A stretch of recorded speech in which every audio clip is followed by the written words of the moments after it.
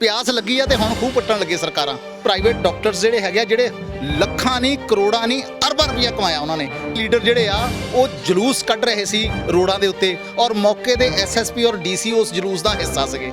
ਲੇਕਿਨ ਇਹ ਸੋਚ ਕੇ ਨਾ ਵਰਤਾਵੇ ਵੀ ਇਹ ਸਾਡੇ ਨਾਲ ਚੱਲਦਾ ਕਿ ਨਹੀਂ ਚੱਲਦਾ। ਮੈਂ ਇਹ ਗੱਲ ਕਹਿ ਰਿਹਾ, ਜੇ ਲੋਕਾਂ ਦੇ ਉੱਤੇ ਇਹ ਮੋਹਰ ਲਾ ਕੇ ਦੇਖਣੀ ਵੀ ਜੇ ਤਾਂ ਸਾਡੇ ਬੂਥ ਤੇ ਬੈਠਣੇ ਵਾਲਾ ਤੈਨੂੰ ਰਾਸ਼ਨ ਦੇ ਦਿਓ। ਕੈਪਟਨ ਅਮਰਿੰਦਰ ਸਿੰਘ ਆਪਣੇ ਥੱਲੜੇ ਲੀਡਰਾਂ ਨੂੰ ਸਮਝਾਵੇ ਜ਼ਰੂਰ।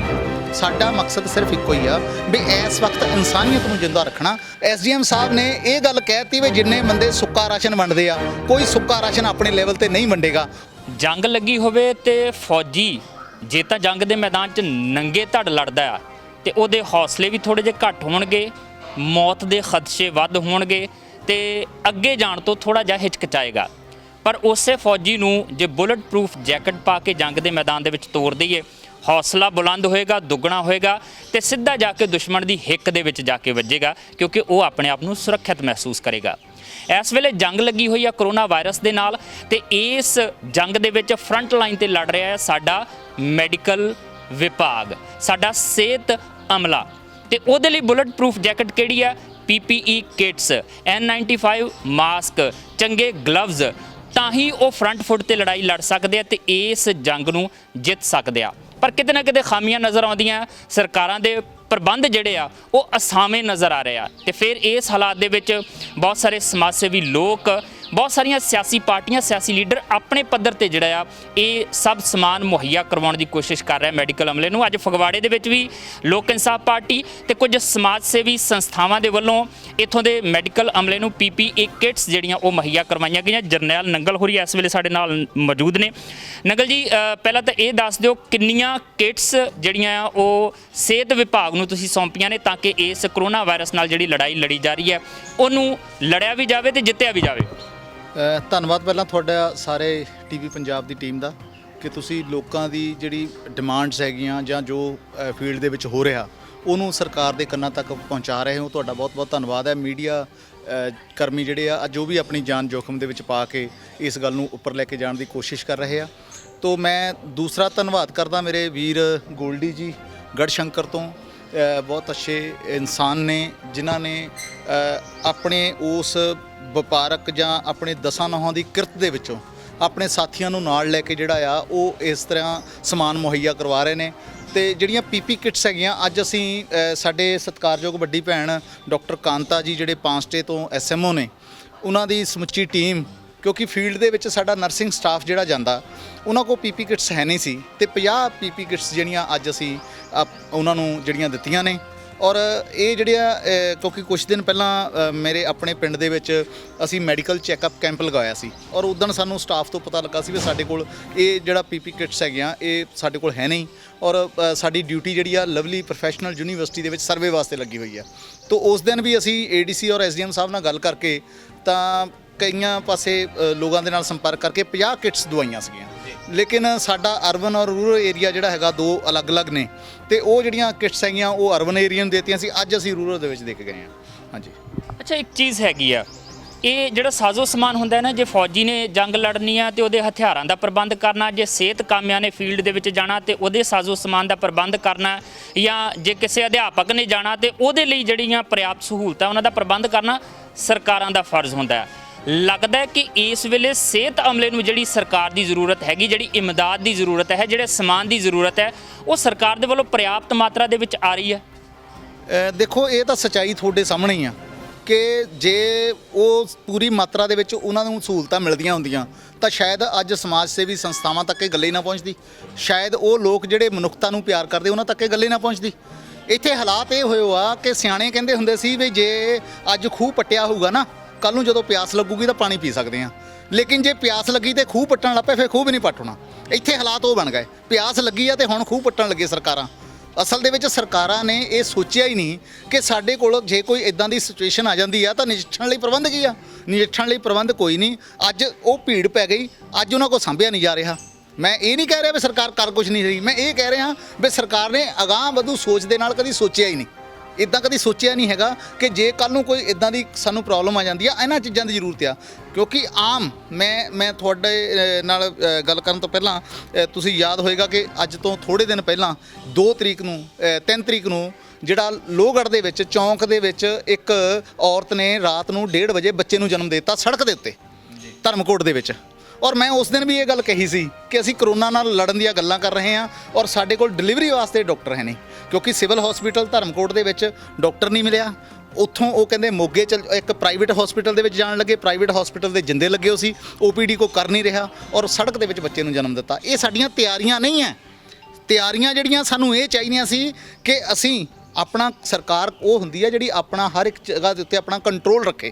ਅੱਜ ਸਰਕਾਰ ਨੂੰ ਚਾਹੀਦਾ, ਅੱਜ ਵੀ ਮੈਂ ਇਹ ਗੱਲ ਕਹਿ ਰਿਹਾ, ਸਰਕਾਰ ਨੂੰ ਇਹ ਚਾਹੀਦਾ ਕਿ ਜਿੰਨੇ ਵੀ ਇਸ ਵਕਤ ਪ੍ਰਾਈਵੇਟ ਹਸਪੀਟਲ ਹੈਗੇ ਆ ਉਹ ਸਾਰੇ ਆਪਣੇ ਕੰਟਰੋਲ ਦੇ ਵਿੱਚ ਲੈ ਲੈਣ, ਕਿਉਂਕਿ ਪ੍ਰਾਈਵੇਟ ਡਾਕਟਰਸ ਜਿਹੜੇ ਹੈਗੇ ਆ ਜਿਹੜੇ ਲੱਖਾਂ ਨਹੀਂ ਕਰੋੜਾਂ ਨਹੀਂ ਅਰਬਾਂ ਰੁਪਈਆ ਕਮਾਇਆ ਉਹਨਾਂ ਨੇ ਇਸ ਲੋਕਾਂ ਦੇ ਸਿਰ ਤੋਂ, ਬਿਮਾਰੀ ਦਾ ਲਾਭ ਉਠਾ ਕੇ, ਮੌਕੇ ਦਾ ਫਾਇਦਾ ਉਠਾ ਕੇ। ਅੱਜ ਉਹਨਾਂ ਡਾਕਟਰਸ ਦੀ ਜ਼ਰੂਰਤ ਉਹਨਾਂ ਲੋਕਾਂ ਨੂੰ ਪਈ ਆ ਔਰ ਉਹ ਡਾਕਟਰ ਜਿਹੜੇ ਹੈਗੇ ਆ ਇਸ ਕਰੋਨਾ ਦੇ ਡਰ ਤੋਂ ਖੁੱਡੇ 'ਚ ਬੈਠੇ ਆ। ਔਰ ਮੈਂ ਇਹ ਗੱਲ ਉਦਣ ਵੀ ਕਹੀ ਸੀ, ਅੱਜ ਵੀ ਕਹਿ ਰਿਹਾ ਕਿ ਜਿੰਨੇ ਪ੍ਰਾਈਵੇਟ ਹਸਪੀਟਲ ਆ ਸਰਕਾਰ ਉਹਨਾਂ ਨੂੰ ਆਪਣੇ ਕੰਟਰੋਲ ਦੇ ਵਿੱਚ ਰਵੇ ਔਰ ਉਹਨਾਂ ਡਾਕਟਰਸ ਨੂੰ ਸਖਤ ਹਦਾਇਤ ਜਾਰੀ ਕਰੇ ਕਿ ਜੇ ਉਹਨਾਂ ਡਾਕਟਰਸ ਨੇ ਕਰੋਨਾ ਦੇ ਡਰ ਦੇ ਨਾਲ ਕਿਸੇ ਪੇਸ਼ੈਂਟ ਨੂੰ ਇਗਨੋਰ ਕੀਤਾ ਤਾਂ ਉਹਨਾਂ ਦੇ ਲਾਇਸੈਂਸ ਜ਼ਬਤ ਹੋ ਜਾਣੇ ਚਾਹੀਦੇ, ਪੱਕੇ ਤਾਲੇ ਮਾਰ ਦੇਣ ਜਿਹੜੇ ਅੱਜ ਨਹੀਂ ਖੋਲ੍ਹਦੇ। ਤਾਂ ਇਹ ਅੱਛਾ ਤੁਸੀਂ ਗੱਲ ਕੀਤੀ ਹੈ ਕਿ ਖੂਹ ਜਿਹੜਾ ਹੈ ਉਹ ਪਿਆਸ ਲੱਗਣ ਤੇ ਨਹੀਂ ਪੁੱਟਣਾ ਚਾਹੀਦਾ। ਲੱਗਦਾ ਹੈ ਕਿ ਸਰਕਾਰ ਇਸ ਵੇਲੇ ਖੂਹ ਪੁੱਟ ਰਹੀ ਹੈ। ਮੈਨੂੰ ਲੱਗਦਾ ਕਿ ਸਰਕਾਰ ਖੂਹ ਪੁੱਟਣ ਦੀ ਬਜਾਏ ਖੂਹ ਪੁੱਟਣ ਲਈ ਵੀ ਦੂਜਿਆਂ ਨੂੰ ਲਾ ਰਹੀ ਹੈ, ਤੇ ਉਹਨਾਂ ਲਈ ਕਹਿੰਦੀ ਕਦੀ ਤਾੜੀਆਂ ਵਜਾ ਦਿਓ, ਕਦੀ ਜਕਾਰੇ ਲਾ ਦਿਓ, ਤੇ ਕਦੀ ਥਾਲੀਆਂ ਖੜਕਾ ਦਿਓ, ਤੇ ਕਦੀ ਫਿਰ ਦੀਵੇ ਜਗਾ ਦਿਓ। ਸਰਕਾਰ ਅਜੇ ਵੀ ਉਹੀ ਕੰਮ ਕਰਦੀ ਪਈ ਹੈ। ਮੈਂ ਜਿੱਦਣ ਪਹਿਲੇ ਦਿਨ ਮਾਨਯੋਗ ਨਰਿੰਦਰ ਮੋਦੀ ਜੀ ਜਿਹੜੇ ਸਾਡੇ ਭਾਰਤ ਦੇ ਪ੍ਰਧਾਨ ਮੰਤਰੀ ਨੇ, ਜਿੱਦਣ ਉਹਨਾਂ ਨੇ ਇਹ ਗੱਲ ਕਹੀ ਸੀ ਵੀ ਤੁਹਾਨੂੰ ਤਾਲੀਆਂ ਤੇ ਥਾਲੀਆਂ ਵਜਾਉਣੀਆਂ ਚਾਹੀਦੀਆਂ ਸ਼ਾਮ ਨੂੰ 5 ਵਜੇ, ਤਾਂ ਉਹ ਤਾਲੀਆਂ ਤੇ ਥਾਲੀਆਂ ਨੇ ਇਹ ਮਾਹੌਲ ਬਣਾਤਾ ਸੀ ਵੀ ਤੁਸੀਂ ਦੇਖੋ ਵੀ ਦੇਸ਼ ਦੇ ਅੰਦਰ ਕਰਫਿਊ ਲੋਕਡਾਊਨ ਸੀ ਔਰ ਉਹਨਾਂ ਦੇ ਆਪਣੇ ਲੀਡਰ ਜਿਹੜੇ ਆ ਉਹ ਜਲੂਸ ਕੱਢ ਰਹੇ ਸੀ ਰੋਡਾਂ ਦੇ ਉੱਤੇ ਔਰ ਮੌਕੇ ਦੇ SSP ਔਰ DC ਉਸ ਜਲੂਸ ਦਾ ਹਿੱਸਾ ਸੀਗੇ। ਕਿਹਨਾਂ ਨੇ ਲਾਗੂ ਕਰਾਉਣਾ ਸੀ ਇਹ? ਔਰ ਉਸ ਤੋਂ ਬਾਅਦ ਵਿੱਚ ਜਿਸ ਦਿਨ ਇਹਨਾਂ ਨੇ ਕਿਹਾ ਦੀਵੇ ਜਗਾਉਣੇ ਆ, ਮੈਂ ਉਸ ਦਿਨ ਵੀ ਇਹ ਗੱਲ ਕਹੀ ਸੀ ਵੀ ਦੀਵੇ ਜਗਾਉਣ ਦੇ ਨਾਲ ਹਸਪਤਾਲਾਂ ਦੇ ਵਿੱਚ ਵੈਂਟੀਲੇਟਰ ਨਹੀਂ ਆ ਜਾਣੇ, ਦੀਵੇ ਜਗਾਉਣ ਦੇ ਨਾਲ ਕਿਸੇ ਨੂੰ ਮਾਸਕ PP ਕਿਟਸ ਕਿਸੇ ਨੂੰ ਸੈਨੀਟਾਈਜ਼ਰ ਨਹੀਂ ਮਿਲ ਜਾਣਾ, ਦੀਵੇ ਜਗਾਉਣ ਦੇ ਨਾਲ ਸਾਡੀ ਟੈਸਟਿੰਗ ਦੀ ਸਪੀਡ ਨਹੀਂ ਤੇਜ਼ ਹੋਣੀ। ਟੈਸਟਿੰਗ ਕਿੱਥੋਂ ਹੋ ਰਹੀ ਆ? ਅੱਜ ਕਹਿ ਰਹੇ ਆ ਭਾਰਤ ਦੇ ਵਿੱਚ ਕਰੋਨਾ ਦੇ ਕੇਸ ਘੱਟ ਆ ਰਹੇ ਆ। ਮੈਂ ਕਹਿੰਦਾ ਜੇ ਟੈਸਟ ਹੋਣਗੇ ਤਾਂ ਕੇਸ ਸਾਹਮਣੇ ਆਉਣਗੇ। ਜਦੋਂ ਕੇਸ ਹੀ ਨਹੀਂ ਜਦੋਂ ਟੈਸਟ ਹੀ ਨਹੀਂ ਹੋ ਰਹੇ ਤਾਂ ਕੇਸਾਂ ਦਾ ਸਾਨੂੰ ਕਿੱਥੋਂ ਪਤਾ ਲੱਗੂਗਾ? ਸਾਨੂੰ ਤਾਂ ਉਹਨਾਂ ਕੇਸਾਂ ਦਾ ਪਤਾ ਲੱਗ ਰਿਹਾ ਜਿਹੜੇ ਲੋਕ ਆਖਰੀ ਸਟੇਜ ਤੇ ਜਾ ਰਹੇ ਆ, ਉਹਨਾਂ ਕੇਸਾਂ ਦਾ ਪਤਾ ਲੱਗ ਰਿਹਾ। ਇਸ ਕਰਕੇ ਇਹ ਜਿਹੜੀ ਚੀਜ਼ ਆ ਇਹ ਸਰਕਾਰ ਕਹਿ ਰਹੀ ਆ, ਲੇਕਿਨ ਮੈਂ ਅੱਜ ਦੇ ਮੌਕੇ ਤੇ ਆਪਾਂ ਫੇਰ ਕਹਾਂਗੇ ਜੇ ਮੈਨੂੰ ਅੱਜ ਦੇ ਮੌਕੇ ਤੇ ਕਈ ਲੋਕ ਇਹ ਕਹਿੰਦੇ ਵੀ ਯਾਰ ਇਹਨਾਂ ਨੇ ਤਾਂ ਇੱਕ ਹੈਗਾ ਵੀ ਹੋ ਸਕਦਾ ਸਰਕਾਰ ਦਾ ਵਿਰੋਧ ਕਰਨਾ ਹੀ ਤੱਕਿਆ, ਲੇਕਿਨ ਨਹੀਂ, ਅੱਜ ਇਸ ਗੱਲ ਨੂੰ ਵਿਰੋਧ ਦਾ ਨਾਮ ਨਾ ਦਿੱਤਾ ਜਾਵੇ, ਅੱਜ ਇਸ ਗੱਲ ਨੂੰ ਇਸ ਚੀਜ਼ ਦਾ ਨਾਮ ਦਿੱਤਾ ਜਾਵੇ ਕਿ ਅਸੀਂ ਲੋਕਾਂ ਦੀ ਮੁਸ਼ਕਲ ਦਾ, ਲੋਕਾਂ ਦੀ ਜ਼ਰੂਰਤ ਦਾ ਸਰਕਾਰ ਤੱਕ, ਸਰਕਾਰ ਦੇ ਕੰਨਾਂ ਤੱਕ ਆਵਾਜ਼ ਪਹੁੰਚਾ ਰਹੇ ਹਾਂ ਵੀ ਭਾਈ ਤੁਹਾਡੀ ਆ ਜ਼ਿੰਮੇਵਾਰੀ ਬਣਦੀ ਹੈ, ਇਹ ਕੰਮ ਕਰੋ। ਆ ਤੁਸੀਂ ਦੇਖਿਆ ਵੀ ਲੋਕ ਅੱਜ ਕਰਫਿਊ ਲੱਗਾ, ਕਰਫਿਊ 21 ਤਰੀਕ ਨੂੰ ਪੰਜਾਬ ਦੇ ਵਿੱਚ ਲੱਗਾ ਸੀ। 21 ਜਿਹੜਾ ਤਰੀਕ ਨੂੰ ਜਿੱਦਣ ਕਰਫਿਊ ਲੱਗਾ 22 ਤਰੀਕ ਨੂੰ ਦੇਸ਼ ਦੇ ਅੰਦਰ ਲੋਕਡਾਊਨ ਹੋਇਆ। 21 ਤਰੀਕ ਤੋਂ ਲੋਕ ਘਰਾਂ ਦੇ ਵਿੱਚ ਬੈਠੇ ਆ, ਲੇਕਿਨ ਲੋਕ ਜਿਹੜੇ ਘਰਾਂ ਦੇ ਵਿੱਚ ਬੈਠੇ ਆ ਉਹ ਸਰਕਾਰ ਦੀਆਂ ਹਦਾਇਤਾਂ ਨੂੰ ਮੰਨਣ ਨੂੰ ਵੀ ਤਿਆਰ ਆ, ਲੇਕਿਨ ਉਹ ਬਾਹਰ ਨਹੀਂ ਨਿਕਲਣਗੇ, ਲੇਕਿਨ ਉਹਨਾਂ ਦੇ ਤੱਕ ਸਮਾਨਤਾ ਪਹੁੰਚੇ। ਔਰ ਤੁਸੀਂ ਦੇਖੋ ਵੀ 8 ਤਰੀਕ ਤੱਕ 8 ਅਪ੍ਰੈਲ ਤੱਕ ਜਿਹੜਾ ਕੈਪਟਨ ਸਾਹਿਬ ਨੇ ਇਹ ਗੱਲ ਕਹੀ ਸੀ ਵੀ ਅਸੀਂ ਜਿਹੜਾ ਰਾਸ਼ਨ ਦੇ 10 ਲੱਖ ਪੈਕਟ ਜਿਹੜੇ ਆ ਲੋਕਾਂ ਨੂੰ ਦੇਵਾਂਗੇ, ਉਹ ਜਿਹਦੇ ਵਿੱਚ ਮੈਂ ਹੁਣ ਕਈ ਵੀਡੀਓ ਦੇਖਿਆ ਸੀ ਵੀ ਇੱਕ ਤੀਲਾਂ ਦੀ ਡੱਬੀ ਆ ਜੀ, ਵਿੱਚ 200 ਗ੍ਰਾਮ ਤੇਲ ਪਾਇਆ ਹੈ ਜੀ, ਵਿੱਚ ਜੀ ਕੁਛ ਰਾਜਮਾ ਜਾਂ ਕੁਛ ਵੀ ਹੈਗਾ ਜੋ ਵੀ ਛੋਟਾ ਮੋਟਾ ਸਮਾਨ ਦਾ ਪੈਕਟ ਹੋਏਗਾ, ਉਹ ਪੈਕਟ ਨੂੰ ਜਿੰਨਾ ਚਿਰ ਉਹਨਾਂ ਨੇ ਕੈਪਟਨ ਸਾਹਿਬ ਦੀ ਬੋਰੇ ਤੇ ਫੋਟੋ ਨਹੀਂ ਛਪਵਾਤੀ, 2 ਕਰੋੜ ਰੁਪਈਆ ਕਹਿੰਦੇ ਉਹਦੇ ਤੇ ਲਾਗਤ ਆਈ, ਉਹਨਾਂ ਚਿਰ ਉਹ ਪੈਕਟ ਡਿਸਟ੍ਰੀਬਿਊਟ ਨਹੀਂ ਕੀਤੇ ਗਏ। ਇਹਦਾ ਮਤਲਬ ਲੋਕਾਂ ਦੀ ਜ਼ਰੂਰਤ ਦਾ ਖਿਆਲ ਨਹੀਂ ਹੈ। ਇੱਥੇ ਰਾਜਨੀਤੀ ਜਿਹੜੇ ਤੁਸੀਂ 10 ਲੱਖ ਪੈਕੇਟਸ ਦੀ ਗੱਲ ਕੀਤੀ, ਜੇ ਤੁਹਾਡੇ ਵਾਲੇ ਅੰਕੜੇ ਨੂੰ ਵੀ ਮੰਨ ਲਿਆ ਜਾਵੇ 3.25 ਕਰੋੜ ਪੰਜਾਬ ਦੀ ਆਬਾਦੀ ਹੈ, ਇਹ ਊਠ ਦੇ ਮੂੰਹ 'ਚ ਜ਼ੀਰਾ ਦੇਣ ਵਾਲੀ ਗੱਲ ਹੋਏਗੀ। 10 ਲੱਖ ਪੈਕੇਟ ਤੇ 3.25 ਕਰੋੜ ਆਬਾਦੀ, ਤੇ ਉਹਦੇ ਮੁਕਾਬਲਤਨ 10 ਲੱਖ ਪੈਕੇਟਸ ਕਿੱਥੇ ਜਾਂਦੇ ਆ? ਆਪਾਂ ਇਹਦੇ ਨਾਲ ਇੱਕ ਗੱਲ ਹੋਰ ਵਿਚਾਰ ਲਈਏ, ਜੇ ਕਿ ਇਸ ਸਮੇਂ ਜੇ ਸਰਕਾਰ ਨੇ ਕੁਝ ਨਹੀਂ ਕੀਤਾ, ਤੁਸੀਂ ਵੀ ਲੋਕਾਂ ਦੇ ਨੁਮਾਇੰਦੇ ਅਖਵਾਉਂਦੇ ਹੋ, ਕਹਿੰਦੇ ਹੋ, ਦਾਅਵਾ ਕਰਦੇ ਹੋ। ਬਹੁਤ ਸਾਰੇ ਪੰਜਾਬ ਦੇ ਲੀਡਰ ਹੈ ਜਿਹੜੇ ਕਹਿੰਦੇ ਅਸੀਂ ਲੋਕਾਂ ਦੇ ਨੁਮਾਇੰਦੇ ਹਾਂ, ਅਸੀਂ ਲੋਕਾਂ ਦੇ ਦਮ ਤੇ ਸਿਆਸਤ ਕਰਦੇ ਹਾਂ, ਅਸੀਂ ਚੋਣ ਲੜਦੇ ਹਾਂ। ਵੋਟਾਂ ਦੇ ਦਿਨਾਂ ਦੇ ਵਿੱਚ ਘਰ ਘਰ ਜਾ ਕੇ ਜ਼ਰੂਰਤ ਦਾ ਸਮਾਨ ਵੀ ਬਹੁਤ ਸਾਰੇ ਲੀਡਰ ਪਹੁੰਚਾ ਦਿੰਦੇ ਆ, ਪਰਚੀਆਂ ਵੀ ਵੋਟਾਂ ਤੋਂ ਪਹਿਲਾਂ ਪਹੁੰਚਾ ਦਿੰਦੇ ਆ। ਪਰ ਇਸ ਵੇਲੇ ਲੱਗਦਾ ਨਹੀਂ ਹੈ ਕਿ ਲੀਡਰ ਨਾ ਤਾਂ ਉਹ ਸਾਰਾ ਕੰਮ ਕਰਦੇ ਨਜ਼ਰ ਆ ਰਹੇ। ਹਾਂ, ਫੋਟੋਆਂ ਜ਼ਰੂਰ 2-4 ਜਗ੍ਹਾ ਤੇ ਕੰਮ ਕਰਕੇ ਖਿਚਵਾ ਲੈਂਦੇ ਆ ਮੀਡੀਆ ਦੇ ਵਿੱਚ ਆਉਣ ਦੇ ਲਈ ਕਿ ਅਸੀਂ ਸਾਰਾ ਕੁਝ ਕਰ ਰਹੇ ਆ, ਪਰ ਜੋ ਉਹਨਾਂ ਨੂੰ ਜ਼ਿੰਮੇਵਾਰੀ ਲੋਕ ਨੁਮਾਇੰਦੇ ਹੋਣ ਦੇ ਤੌਰ ਤੇ ਨਿਭਾਉਣੀ ਚਾਹੀਦੀ ਆ ਉਹ ਨਿਭਾ ਰਹੇ ਆ। ਕੋਈ ਵੀ ਲੀਡਰ ਇਸ ਵੇਲੇ ਨਜ਼ਰ ਨਹੀਂ ਆ ਰਿਹਾ ਜਿਹੜੇ ਜੇਬ 'ਚੋਂ ਪੈਸੇ ਖਰਚ ਰਿਹਾ ਹੋਵੇ। ਹਾਂ, ਇਹ ਜ਼ਰੂਰ ਕਹਿ ਰਿਹਾ ਕਿ ਜਿਹੜੀ MLA ਦੀ MP ਦੀ ਤਨਖਾਹ ਆਉਂਦੀ ਆ ਉਹ ਤਾਂ ਪਹਿਲਾਂ ਹੀ ਸਰਕਾਰੀ ਖਜ਼ਾਨੇ 'ਚ ਆਉਂਦੀ ਆ, ਤਾਂ ਲੋਕਾਂ ਦਾ ਹੀ ਪੈਸਾ ਲੋਕਾਂ ਤੇ ਖਰਚ ਰਿਹਾ, ਉਹ ਵੀ ਅਹਿਸਾਨ ਜਤਾ ਰਿਹਾ। ਜਿਹੜੇ ਇਹ ਗੱਲ ਜਿਹੜੀ ਇਹ ਸਵਾਲ ਤੁਹਾਡਾ ਬਿਲਕੁਲ ਢੁਕਵਾਂ ਆ, ਲੇਕਿਨ ਤੁਸੀਂ ਇਹ ਸਵਾਲ ਜੇ ਸਰਕਾਰ ਨਾਲ ਸੰਬੰਧਿਤ ਲੀਡਰਾਂ ਨੂੰ ਜੇ ਪੁੱਛਦੇ ਤਾਂ ਜ਼ਿਆਦਾ ਬਿਹਤਰ ਹੁੰਦਾ। ਤੁਸੀਂ ਵੀ ਲੋਕਾਂ ਦੇ ਨੁਮਾਇੰਦੇ ਹੋ, ਤੁਸੀਂ ਵੀ ਮੀਡੀਆ ਦੇ ਵਿੱਚ ਆ ਰਹੇ ਹੋ। ਮੈਂ ਤੁਹਾਨੂੰ ਦੱਸਦਾ ਜੀ, ਮੈਂ ਉਹੀ ਗੱਲ ਦੱਸਣ ਲੱਗਾ। ਪਹਿਲੀ ਗੱਲ, ਜਿਹੜੇ ਪੈਕਟ ਆਏ ਆ ਉਹਨਾਂ ਪੈਕਟਾਂ ਨੂੰ ਇਹ ਆਇਡੈਂਟੀਫਾਈ ਕਰਕੇ ਨਹੀਂ ਦਿੱਤਾ ਜਾ ਰਿਹਾ ਕਿ ਇਹ ਜ਼ਰੂਰਤਮੰਦ ਹੈ ਜਾਂ ਨਹੀਂ, ਇਹ ਆਇਡੈਂਟੀਫਾਈ ਕਰਕੇ ਦਿੱਤਾ ਜਾ ਰਿਹਾ ਵੀ ਇਹ ਮੇਰਾ ਹਮਾਇਤੀ ਹੈ ਜਾਂ ਨਹੀਂ। ਜੀ ਪਹਿਲੀ ਗੱਲ। ਔਰ ਇਹ ਗੱਲਾਂ ਜਿਹੜੀਆਂ ਆਮ ਨਿਕਲ ਰਹੀਆਂ ਸਾਹਮਣੇ, ਤੁਸੀਂ ਦੇਖੋ ਕਿੰਨੀਆਂ ਵੀਡੀਓਜ਼ ਵਾਇਰਲ ਹੋਈਆਂ। ਜਿੱਥੇ ਫਗਵਾੜੇ ਦੀ ਮੈਂ ਤੁਹਾਨੂੰ ਘਟਨਾ ਦੱਸਦਾ, ਫਗਵਾੜੇ ਦਾ ਮੇਅਰ ਜਿਹੜਾ ਹੈਗਾ ਉਹ ਅਰੁਣ ਖੋਸਲਾ ਜੀ ਹੈ, ਭਾਰਤੀ ਜਨਤਾ ਪਾਰਟੀ ਦੇ। ਚਲੋ ਭਾਰਤੀ ਜਨਤਾ ਪਾਰਟੀ ਲੇਕਿਨ ਇਲੈਕਟਡ ਪਰਸਨ ਹੈ, ਕਾਰਪੋਰੇਸ਼ਨ ਨਗਰ ਨਿਗਮ ਦਾ ਮੇਅਰ ਹੈ, ਔਰ ਨਾਲ ਹੀ ਉਹ ਡਿਪੂ ਹੋਲਡਰ ਵੀ ਹੈ, ਪਿਛਲੇ 30 ਸਾਲ ਤੋਂ ਡਿਪੂ ਚਲਾ ਰਿਹਾ। ਉਸ ਮੇਅਰ ਨੇ ਆਪਣੇ ਵਾਰਡ ਦੇ ਵਿੱਚ ਜਾਂ ਆਪਣੇ ਡਿਪੂ ਦੇ ਏਰੀਏ ਦੇ ਵਿੱਚ ਉਹਨਾਂ ਨੇ ਪਰਚੀਆਂ ਕੱਟੀਆਂ, ਸਰਕਾਰੀ ਕਣਕ ਦੀ ਵੰਡ ਕਰਨੀ ਸੀ। ਔਰ ਜਦੋਂ ਕਣਕ ਦੀ ਟਰਾਲੀ ਆਉਂਦੀ ਆ ਤਾਂ ਕਾਂਗਰਸ ਦੇ ਕੌਂਸਲਰ ਇਕੱਠੇ ਹੋ ਕੇ ਪੁਲਿਸ ਨੂੰ ਨਾਲ ਲੈ ਕੇ ਉਹ ਟਰਾਲੀ ਲੈ ਜਾਂਦੇ ਆ, ਉਹਨੂੰ ਕਣਕ ਵੰਡਣ ਨਹੀਂ ਦਿੱਤੀ ਜਾ ਰਹੀ। ਕਿਉਂ? ਕਹਿੰਦੇ ਬੀਜੇਪੀ ਦਾ ਆ ਤੇ ਕਣਕ ਅਸੀਂ ਵੰਡਣੀ ਆ। ਉਹਨਾਂ ਨੂੰ ਤਾਂ ਇਹ ਲੱਗ ਰਿਹਾ ਵੀ ਹੁਣ ਕਰੋਨਾ ਵਾਇਰਸ ਦੇ ਨਾਮ ਦੇ ਉੱਤੇ ਅਸੀਂ ਫਗਵਾੜਾ ਕਾਰਪੋਰੇਸ਼ਨ ਜਿੱਤ ਜਾਣੀ ਆ, ਉਹਨਾਂ ਨੂੰ ਐਂ ਲੱਗ ਰਿਹਾ। ਇਹ ਜਿਹੜੀ ਚੀਜ਼ ਹੈ ਸਾਡੇ ਲਈ ਸਭ ਤੋਂ ਘਾਤਕ ਆ। ਦੇਖੋ ਕਰੋਨਾ ਵਾਇਰਸ ਜਿਹੜਾ ਇਹਨੇ ਨਿਕਲ ਜਾਣਾ। ਮੈਂ ਤੇ ਇੱਕ ਗੱਲ ਜ਼ਰੂਰ ਕਰਨੀ ਚਾਹਾਂਗਾ, ਠੀਕ ਹੈ ਉਹਨਾਂ ਦੇ ਉੱਤੇ ਕਿੰਤੂ ਪਰੰਤੂ ਅਸੀਂ ਵੀ ਉਠਾ ਰਹੇ ਹਾਂ, ਕਿੰਤੂ ਪਰੰਤੂ ਲੋਕ ਵੀ ਉਠਾ ਰਹੇ ਆ। ਉਹ ਰਵਾਇਤੀ ਪਾਰਟੀਆਂ, ਲੋਕ ਇਨਸਾਫ ਪਾਰਟੀ ਜਿਹਦੇ ਨਾਲ ਤੁਹਾਡਾ ਸੰਬੰਧ ਹੈ, ਜਾਂ ਆਮ ਆਦਮੀ ਪਾਰਟੀ, ਇਹ ਬਦਲਵੀਂ ਸਿਆਸਤ ਕਰਨ ਦਾ ਦਾਅਵਾ ਕਰਕੇ ਆਈ ਸੀ। ਇਹ ਕੀ ਕਰ ਰਹੀ ਹੈ ਇਸ ਵੇਲੇ? ਕੀ ਹੈ ਇਸ ਸਥਿਤੀ ਦੇ ਵਿੱਚ ਬਦਲਵੀਂ ਸਿਆਸਤ ਕਰ ਰਹੀ ਹੈ ਜਾਂ ਇਕੱਲੀ ਸਿਆਸਤ ਕਰ ਰਹੀ ਹੈ? ਮੈਂ ਤੁਹਾਨੂੰ ਦੱਸਦਾ ਜੀ, ਜੇ ਤੁਸੀਂ ਕਹੋ ਵੀ ਸਿਆਸਤ, ਅਸੀਂ ਸਿਆਸਤ ਨਹੀਂ ਕਰ ਰਹੇ। ਮੈਨੂੰ ਨਹੀਂ ਪਤਾ ਮੇਰਾ ਇਹ ਵੀਰ ਕਿਸ ਪਾਰਟੀ ਨੂੰ ਬਿਲੋਂਗ ਕਰਦਾ ਹੈ, ਮੈਨੂੰ ਨਹੀਂ ਪਤਾ ਜੀ। ਨਾ ਅਸੀਂ ਕੋਈ ਪਾਰਟੀ ਦਾ ਟੈਗ, ਨਾ ਪਾਰਟੀ ਦਾ ਨਾਮ। ਇਹ ਵੱਖਰੀ ਗੱਲ ਹੈ ਵੀ ਤੁਸੀਂ ਮੈਨੂੰ ਬੁਲਾਉਣ ਤੋਂ ਪਹਿਲਾਂ ਇਹ ਦੱਸ ਦਿੱਤਾ ਵੀ ਮੈਂ ਕਿਸ ਪਾਰਟੀ ਨੂੰ ਬਿਲੋਂਗ ਕਰਦਾ। ਮੈਂ ਨਾ ਆਪਣੀ ਪਾਰਟੀ ਨੂੰ ਅੱਗੇ ਰੱਖਿਆ, ਨਾ ਪਾਰਟੀ ਦਾ ਝੰਡਾ, ਨਾ ਪਾਰਟੀ ਦਾ ਡੰਡਾ, ਔਰ ਨਾ ਹੀ ਸਾਡੇ ਕੋਲ ਕੋਈ ਗ੍ਰਾਂਟ ਆ ਰਹੀ ਆ। ਅਸੀਂ ਜੋ ਕਰ ਰਹੇ ਹਾਂ ਭਰਾਵਾਂ ਦੇ ਸਹਿਯੋਗ ਦੇ ਨਾਲ, ਲੋਕਾਂ ਦੇ ਸਹਿਯੋਗ ਦੇ ਨਾਲ ਜਿਹੜਾ ਕਰ ਰਹੇ ਹਾਂ। ਚਾਹੇ ਅਸੀਂ ਕਿਤੇ ਲੰਗਰ ਪਹੁੰਚਾ ਰਹੇ ਹਾਂ, ਅਸੀਂ ਕੋਈ ਲੰਗਰ ਪਹੁੰਚਾਉਣ ਦੇ ਲਈ ਕਿਸੇ ਸਰਕਾਰ ਦੇ ਕੋਲੋਂ ਪੈਸਾ ਨਹੀਂ ਲੈ ਰਹੇ।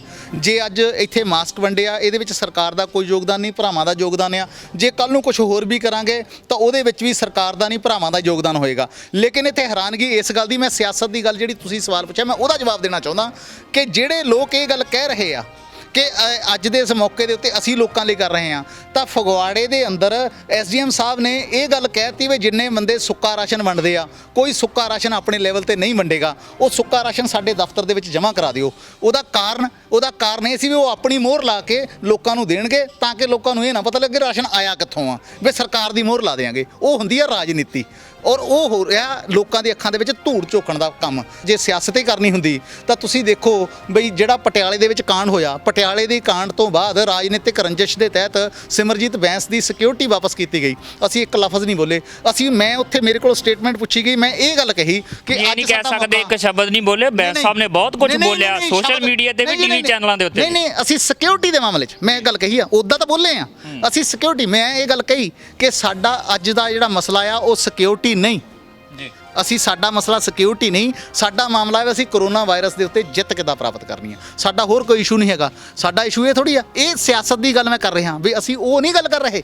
ਜਿਹੜੀ ਤੁਸੀਂ ਸੁੱਕੀ ਰਸਦ ਦੀ ਗੱਲ ਕਰਦੇ ਆ, ਉੱਥੇ ਇੱਕ ਗੱਲ ਸਾਨੂੰ ਇਹ ਵੀ ਵਿਚਾਰਨੀ ਚਾਹੀਦੀ ਆ ਕਿ ਜਿਸ ਤਰੀਕੇ ਨਾਲ ਨਵਾਂ ਸ਼ਹਿਰ ਦੇ ਵਿੱਚ ਕੁਝ ਮਾਮਲੇ ਸਾਹਮਣੇ ਆਏ, ਡੇਰਾ ਬੱਸੀ ਦੇ ਵਿੱਚ ਸਾਹਮਣੇ ਆਏ ਕਿ ਉੱਥੋਂ ਦੇ ਇੱਕ ਪਿੰਡ ਦੇ ਵਿੱਚ ਲੰਗਰ ਵਰਤਾਉਣ ਵਾਲਿਆਂ ਦਾ ਕਰਕੇ ਹੀ ਕਰੋਨਾ ਵਾਇਰਸ ਵੱਡੇ ਪੱਧਰ ਤੇ ਫੈਲਿਆ ਸੀਗਾ। ਇਸ ਵੇਲੇ ਜੇ ਮੋਹਾਲੀ ਸਭ ਤੋਂ ਅੱਗੇ ਆ ਨਾ, ਤੇ ਉਹ ਮਾਮਲਾ ਸਭ ਤੋਂ ਅਹਿਮ ਆ। ਉਸ ਪਿੰਡ ਦੇ ਵਿੱਚ ਜਿਹੜੇ ਆ ਉਹ 30 ਤੋਂ ਵੱਧ ਕੇਸ ਇੱਕੋ ਹੀ ਪਿੰਡ 'ਚ ਆਏ ਜਿਹੜੇ ਲੰਗਰ ਵਰਤਾਉਂਦੇ ਸੀ ਉਹਨਾਂ ਦੇ ਵੱਲੋਂ। ਕੀ ਇਹ ਇਹਤਿਆਤ ਜ਼ਰੂਰੀ ਨਹੀਂ ਹੈ ਕਿ ਇੱਕ ਜਗ੍ਹਾ ਤੋਂ ਲੰਗਰ ਜਾਵੇ, ਬੇਸ਼ੱਕ ਸਰਕਾਰ ਮੋਹਰ ਲਾਵੇ ਚਾਹੇ ਨਾ ਲਾਵੇ, ਜਾਂ ਉਹਨੂੰ ਕਹਿ ਦਿੱਤਾ ਜਾਵੇ ਤੁਸੀਂ ਆਪਣੀ ਮੋਹਰ ਨਹੀਂ ਲਾਉਣੀ, ਪਰ ਇੰਨੀ ਕੁ ਇਹਤਿਆਤ ਰੱਖਣ ਦੀ ਤਾਂ ਜ਼ਰੂਰੀ ਹੈ। ਕਦਮ ਠੀਕ ਨਹੀਂ ਲੱਗਾ ਤੁਹਾਨੂੰ? ਮੈਂ ਇਹ ਗੱਲ ਕਹਿੰਦਾ ਵੀ ਸਰਕਾਰ ਲੰਗਰ ਵਰਤਾਵੇ, ਲੇਕਿਨ ਇਹ ਸੋਚ ਕੇ ਨਾ ਵਰਤਾਵੇ ਵੀ ਇਹ ਸਾਡੇ ਨਾਲ ਚੱਲਦਾ ਕਿ ਨਹੀਂ ਚੱਲਦਾ। ਮੈਂ ਇਹ ਗੱਲ ਕਹਿ ਰਿਹਾ, ਸਾਨੂੰ ਇਤਰਾਜ਼ ਕੋਈ ਨਹੀਂ। ਮੈਂ ਕਹਿੰਦਾ ਅਸੀਂ 100 ਪੈਕਟ ਐਸਡੀਐਮ ਸਾਹਿਬ ਨੂੰ ਫੜਾ ਕੇ ਆਉਂਦੇ ਆ। ਮੈਂ 100 ਬੰਦੇ ਦੀ ਲਿਸਟ ਆ ਮੇਰੇ ਕੋਲ, ਮੇਰੇ ਫੋਨ ਦੇ ਵਿੱਚ ਲਿਸਟਾਂ ਪਈਆਂ ਜਿਹੜੀਆਂ ਮੈਂ ਐਸਡੀਐਮ ਸਾਹਿਬ ਨੂੰ ਸੈਂਡ ਕਰਦਾ ਵੀ ਇਹਨਾਂ ਨੂੰ ਪਹਿਲਾਂ ਨੀਲੇ ਕਾਰਡ ਦੇ ਉੱਤੇ ਦਾਣੇ ਮਿਲਦੇ ਹੁੰਦੇ ਸੀ, ਲੇਕਿਨ ਅੱਜ ਕੱਲ੍ਹ ਇਹਨਾਂ ਦੇ ਨਾਮ ਕੱਟ ਦਿੱਤੇ ਗਏ ਆ। ਤੁਸੀਂ ਇਹਨੂੰ ਵੈਰੀਫਾਈ ਕਰ ਲਿਓ। ਮੈਂ ਲਿਖ ਕੇ ਭੇਜਿਆ ਵੀ ਤੁਸੀਂ ਪਹਿਲਾਂ ਇਹਨੂੰ ਵੈਰੀਫਾਈ ਕਰ ਲਿਓ,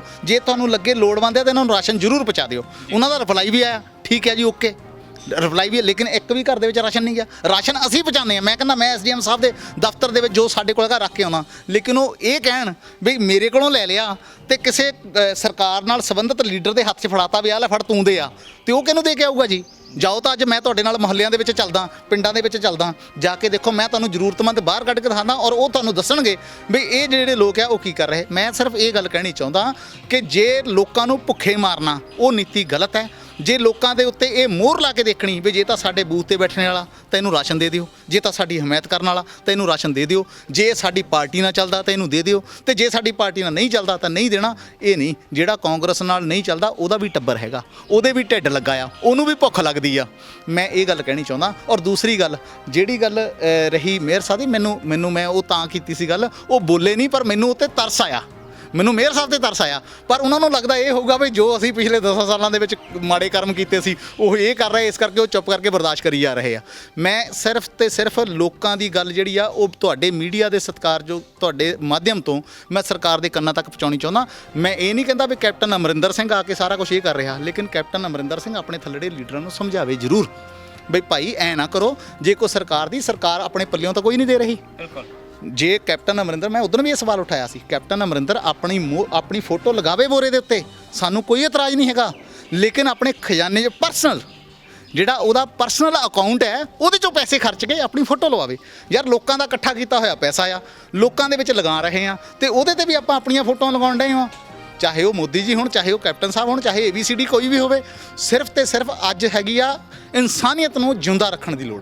ਅੱਜ ਇਸ ਗੱਲ ਦੀ ਲੋੜ ਨਹੀਂ, ਯਾਰ ਲੋਕ ਜਿਉਂਦੇ ਰਹਿਣਗੇ ਤਾਂ ਰਾਜਨੀਤੀ ਹੋਣੀ ਆ, ਉੱਦਾਂ ਨਹੀਂ ਹੋਣੀ।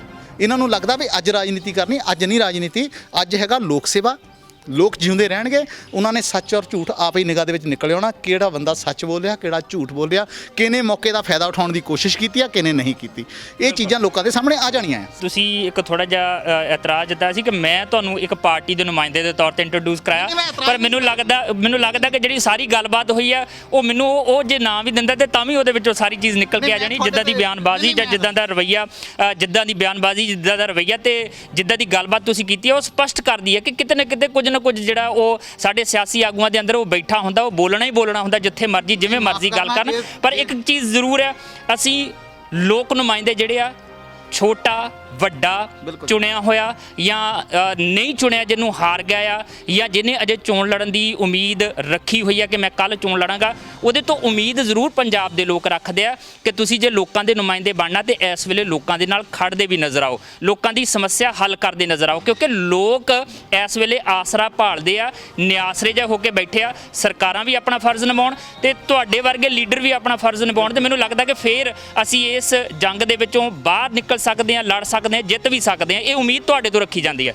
ਬਹੁਤ ਬਹੁਤ ਤੁਹਾਡਾ ਧੰਨਵਾਦ ਹੈ ਵੀ ਤੁਸੀਂ ਇਸ ਗੱਲ ਦੀ ਉਮੀਦ ਰੱਖਦੇ ਹੋ। ਮੈਂ ਤੁਹਾਡੇ ਤੋਂ ਮਾਫੀ ਚਾਹੁੰਦਾ ਜੇ ਤੁਹਾਨੂੰ ਇਹ ਲੱਗਾ ਕਿ ਮੈਂ ਤੁਹਾਡੇ ਤੇ ਇਤਰਾਜ਼ ਨਹੀਂ ਮੈਂ ਜਤਾਇਆ। ਮੈਂ ਸਿਰਫ ਇਹ ਗੱਲ ਕਹਿਣ ਦੀ ਕੋਸ਼ਿਸ਼ ਕੀਤੀ ਸੀ ਵੀ ਮੈਂ ਆਪਣੀ ਪਾਰਟੀ ਦਾ ਨਾਮ ਨਹੀਂ ਲਿਆ। ਉਹ ਵੱਖਰੀ ਗੱਲ ਹੈ ਵੀ ਤੁਸੀਂ ਪਾਰਟੀ ਦੇ ਨਾਮ ਤੋਂ ਮੈਨੂੰ ਸੰਬੋਧਨ ਕਰ ਦਿੱਤਾ, ਇਹ ਅਲੱਗ ਗੱਲ ਹੈ। ਪਰ ਜਿੱਥੇ ਜਰਨੈਲ ਨੰਗਲ ਚੱਲ ਗਿਆ ਪਾਰਟੀ ਤਾਂ ਉੱਥੇ ਆਪੇ ਚੱਲ ਜਾਣੀ ਆ, ਉਹ ਤਾਂ ਸਾਡੇ ਮੱਥੇ ਤੇ ਲਿਖਿਆ ਆ, ਤੁਸੀਂ ਆਪੇ ਕਰ ਗਏ ਹੋ, ਉਹ ਤਾਂ ਮੱਥੇ ਤੇ ਲਿਖਿਆ ਆ, ਉਹ ਆਪੇ ਚੱਲ ਜਾਣੀ ਆ। ਪਰ ਇਹ ਮੈਂ ਕਹਿੰਦਾ ਵੀ ਇਹ ਚੀਜ਼ ਅਸੀਂ ਬੋਲਣੀ, ਅਸੀਂ ਕੀ ਕਹਿ ਰਹੇ ਹਾਂ, ਸਾਡਾ ਮਕਸਦ ਸਿਰਫ ਇੱਕੋ ਹੀ ਆ ਵੀ ਇਸ ਵਕਤ ਇਨਸਾਨੀਅਤ ਨੂੰ ਜਿੰਦਾ ਰੱਖਣਾ, ਨਾ ਕਿ ਆਪਾਂ ਰਾਜਨੀਤਿਕ ਜਿਹੜਾ ਤੌਰ ਦੇ ਉੱਤੇ ਇਹ ਮਨ 'ਚ ਸੋਚ ਰੱਖ ਕੇ। ਮੈਂ ਕਹਿੰਦਾ ਜੀ ਮੈਨੂੰ ਨਹੀਂ ਪਤਾ, ਡਾਕਟਰਸ ਹੈਗੇ ਆ, ਸਟਾਫ ਨਰਸਿਸ ਹੈਗੀਆਂ, ਉਹਨਾਂ ਨੂੰ ਆਪਾਂ PP ਕਿਟਸ ਇਸ ਕਰਕੇ ਦਿੱਤੀਆਂ ਕਿਉਂਕਿ ਜੇ ਉਹ ਸੁਰੱਖਿਅਤ ਰਹਿਣਗੇ ਤਾਂ ਅਸੀਂ ਸੁਰੱਖਿਅਤ ਹਾਂ, ਜੇ ਉਹ ਸੁਰੱਖਿਅਤ ਰਹਿਣਗੇ। ਪਰ ਸਾਨੂੰ ਨਹੀਂ ਪਤਾ ਵੀ ਉਹ ਕਿਸ ਪਾਰਟੀ ਨੂੰ ਬਿਲੋਂਗ ਕਰਦੀਆਂ, ਸਾਨੂੰ ਨਹੀਂ ਪਤਾ ਉਹਨਾਂ ਨੇ ਵੋਟ ਕਿਹਨੂੰ ਪਾਉਣੀ ਆ, ਸਾਨੂੰ ਨਹੀਂ ਪਤਾ ਸਾਡੀ ਹਮਾਇਤ ਕਰਨੀ ਕਿ ਨਹੀਂ ਕਰਨੀ, ਇਹ ਸਾਨੂੰ ਪਤਾ ਹੀ ਨਹੀਂ ਹੈਗਾ। ਨਾ ਅਸੀਂ ਇਹ ਮਨ ਦੇ ਵਿੱਚ ਆਸ ਰੱਖਦੇ ਹਾਂ, ਸਾਨੂੰ ਤਾਂ ਇੰਨਾ ਪਤਾ ਵੀ ਉਹਨਾਂ ਦਾ ਕਰਮ ਆ, ਉਹਨਾਂ ਨੇ ਕਰਮ ਕਰਨਾ ਆਪਣਾ ਤੇ ਅਸੀਂ ਕਰਮ ਕੀਤਾ ਆਪਣਾ। ਤੇ ਜੇ ਉਹ ਸੁਰੱਖਿਅਤ ਰਹਿਣਗੇ ਤਾਂ ਅਸੀਂ ਜਾਂ ਸਾਡੇ ਬੱਚੇ ਸੁਰੱਖਿਅਤ ਰਹਿਣਗੇ, ਕਿਉਂਕਿ ਉਹਨਾਂ ਨੇ ਸਾਡੀ ਕੇਅਰ ਕਰਨੀ। ਇਹ ਸਾਡਾ ਮਕਸਦ ਹੈ। ਔਰ ਮੈਂ ਇਸ ਤੁਹਾਡੇ ਮਾਧਿਅਮ ਤੋਂ ਮੈਂ ਉਹਨਾਂ ਨੂੰ ਵੀ ਇਹੀ ਗੁਜ਼ਾਰਿਸ਼, ਇਹੀ ਬੇਨਤੀ ਕਰਦਾ ਕਿ ਕੋਈ ਵੀ ਇੱਦਾਂ ਦਾ ਕੰਮ ਜਿਹੜਾ ਲੋਕਾਂ ਲਈ ਆਪਾਂ ਕਰਨਾ, ਉਹ ਕੰਮ ਜਿਹੜਾ ਹੈਗਾ ਸਿਰਫ ਤੇ ਸਿਰਫ ਇਹ ਗੱਲ ਦੇਖ ਕੇ ਨਾ ਕੀਤਾ ਜਾਵੇ ਕਿ ਇਹ ਬੰਦੇ ਰਾਜਨੀਤਿਕ ਤੌਰ ਤੇ ਸਾਡੇ ਨਾਲ ਚੱਲਦੇ ਆ ਜਾਂ ਨਹੀਂ ਚੱਲਦੇ। ਅੱਜ ਇਸ ਗੱਲ ਦੀ ਲੋੜ ਨਹੀਂ, ਅੱਜ ਲੋੜ ਹੈ ਇਨਸਾਨੀਅਤ ਨੂੰ ਜਿੰਦਾ ਰੱਖਣ ਦੀ। ਅੱਜ ਲੋੜ ਹੈ ਜਿਹੜਾ ਤੁਸੀਂ ਨਿਰਸਵਾਰਥ ਹੋ ਕੇ ਕੰਮ ਕਰ ਲਓਗੇ, ਇਸ ਨਿਰਸਵਾਰਥ ਨਾਲ ਕੀਤੇ ਹੋਏ ਕੰਮ ਨੇ ਹੀ ਤੁਹਾਨੂੰ ਅੱਗੇ ਆਉਣ ਵਾਲੇ ਟਾਈਮ ਦੇ ਵਿੱਚ ਬੈਨੀਫਿਟ ਦੇਣਗੇ। ਬਿਲਕੁਲ ਜੀ, ਬਹੁਤ ਬਹੁਤ ਸ਼ੁਕਰੀਆ ਗੱਲਬਾਤ ਕਰਨ ਲਈ। ਇੱਥੇ ਇਹ ਨੁਕਤਾ ਬਹੁਤ ਵਿਚਾਰਨਯੋਗ ਹੈ। ਚੰਗੀ ਗੱਲ ਹੈ ਕਿ ਜਿਹੜੀਆਂ PPE ਕਿਟਸ ਨੇ, ਜਿਹੜੀਆਂ ਮੈਡੀਕਲ ਅਮਲੇ ਦੇ ਲਈ ਸੁਰੱਖਿਆ ਕਵਚ ਜ਼ਰੂਰੀ ਹੈ, ਉਹ ਉਹਨਾਂ ਨੂੰ ਮੁਹੱਈਆ ਕਰਵਾਇਆ ਜਾ ਰਿਹਾ। ਚਾਹੇ ਕੋਈ ਵੀ ਸਿਆਸੀ ਪਾਰਟੀ ਕਰਦੀ ਹੈ, ਲੋਕਾਂ ਦਾ ਨੁਮਾਇੰਦਾ ਕਰਦਾ ਹੈ, ਸਮਾਜ ਸੇਵੀ ਸੰਸਥਾਵਾਂ ਕਰਦੀਆਂ, ਪਰ ਇਹਦੇ ਵਿੱਚ ਜੇ ਸਰਕਾਰ ਦੀ ਭੂਮਿਕਾ ਦੇ ਉੱਤੇ ਪ੍ਰਸ਼ਨ ਚਿੰਨ੍ਹ ਲੱਗਦਾ ਹੈ ਨਾ, ਤੇ ਇਹ ਸਰਕਾਰ ਨੂੰ ਸੋਚਣਾ ਪਏਗਾ ਕਿ ਉਹਨੂੰ ਚੁਣਿਆ ਕਿਹੜੇ ਕੰਮ ਲਈ ਗਿਆ ਸੀਗਾ, ਕੀ ਉਹ ਲੋਕਾਂ ਦੀਆਂ ਉਮੀਦਾਂ ਦੇ ਉੱਤੇ ਖਰੀ ਉਤਰੀ ਹੈ। ਨਾਲ ਦੀ ਨਾਲ ਸਾਡੀ ਉਹਨਾਂ ਨੁਮਾਇੰਦਿਆਂ ਨੂੰ ਵੀ ਅਪੀਲ ਰਹੇਗੀ ਕਿ ਲੋਕਾਂ ਦੇ ਵਿੱਚ ਵਿਚਰੋ, ਲੋਕਾਂ ਦੀ ਸੇਵਾ ਕਰੋ, ਲੋਕਾਂ ਦੀ ਬਾਹ ਫੜੋ, ਮੁਸ਼ਕਲ ਦੇ ਵਿੱਚ ਜਿਹਨੂੰ ਕੋਈ ਦਿੱਕਤ ਹੈ ਉਹਦੀ ਦਿੱਕਤ ਦੂਰ ਕਰਨ ਦੀ ਕੋਸ਼ਿਸ਼ ਕਰੋ, ਕਿਉਂਕਿ ਇਹ ਮੌਕਾ ਜਿਹੜਾ ਆ ਲੋਕ ਨਾਇਕ ਬਣਨ ਦਾ ਤੁਹਾਡੇ ਕੋਲ ਹੋ ਸਕਦਾ ਆ, ਲੋਕਾਂ ਦੇ ਨਾਇਕ। ਤੇ ਜੇ ਨਾ ਹੋਇਆ ਤੇ ਫਿਰ ਖਲਨਾਇਕ ਬਣਦਿਆਂ ਵੀ ਬਹੁਤਾ ਸਮਾਂ ਨਹੀਂ ਲੱਗਣਾ। ਇਸ ਕਰਕੇ ਲਾਜ਼ਮੀ ਆ ਕਿ ਇਸ ਲੜਾਈ ਦੇ ਵਿੱਚ ਜਿੰਨੀ ਤੁਹਾਡੀ ਬਣਦੀ ਭੂਮਿਕਾ ਉਹ ਨਿਭਾਓ। ਚੰਗੀ ਗੱਲ ਹੈ, ਕੁਝ ਲੀਡਰ ਨਿਭਾ ਵੀ ਰਹੇ ਆ ਤੇ ਬਾਕੀਆਂ ਨੂੰ ਵੀ ਮੈਨੂੰ ਲੱਗਦਾ ਕਿ ਉਹ ਸਭ ਨੂੰ ਦੇਖ ਕੇ ਇਸ ਲੜਾਈ ਦੇ ਵਿੱਚ ਆਪਣਾ ਬਣਦਾ ਯੋਗਦਾਨ ਪਾਉਣਾ ਚਾਹੀਦਾ। ਸਰਕਾਰ ਦੇ ਵੱਲੋਂ ਵੱਡੀਆਂ ਉਮੀਦਾਂ ਰੱਖੀਆਂ ਜਾ ਰਹੀਆਂ ਨੇ, ਅਜੇ ਤੱਕ ਪੂਰੀਆਂ ਹੁੰਦੀਆਂ ਨਜ਼ਰ ਨਹੀਂ ਆ ਰਹੀਆਂ। ਕੈਮਰਾਮੈਨ ਪ੍ਰਵੀਨ ਬੋਬੀ ਦੇ ਨਾਲ ਜਸਵੀਰ, ਟੀਵੀ ਪੰਜਾਬ, ਫਗਵਾੜਾ।